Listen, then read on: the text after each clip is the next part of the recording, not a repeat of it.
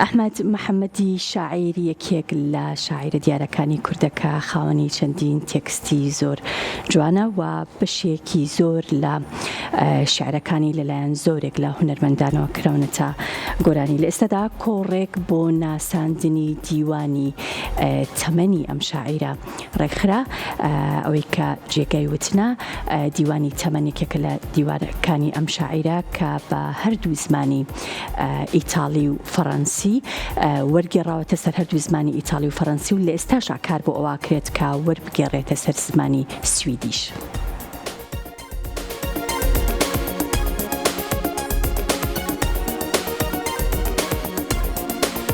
ئەنیستیوتی فەڕەنسی کۆڕێکی تایبەتی بۆ ناساندنی دیوانی تەمەنی شاعیر ئەحمەد محەممەد ڕێکخست. لە کۆڕەکەدا چەند شعرێک بە زمانەکانی فەڕەنسی و کوردی خوێندرانەوە. ئەحمەد محەممەدی شاعیر ڕایدەگەیەنێت دیوانی تەمەن بۆ زمانەکانی ئیتاڵی و فەڕەنسی وەرگێڕاو و ئێستاش سەرقاڵی وەرگێڕانە بۆ سەر زمانی سویدی.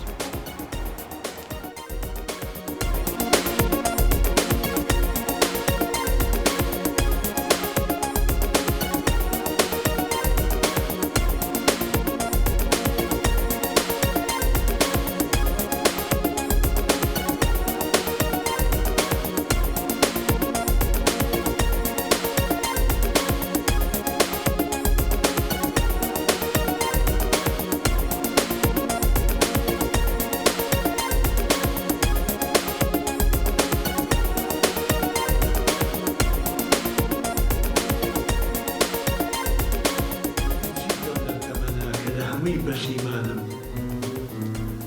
لە گریانی مناڵیمە پێکەنینم بەخەم ئەهات کەچی ئێستا خەم دەریایە و بۆ کەنارم شەپۆ لەدان وشکەداری چەماوە بووم بۆ دەستی تۆ بووم بە گۆچان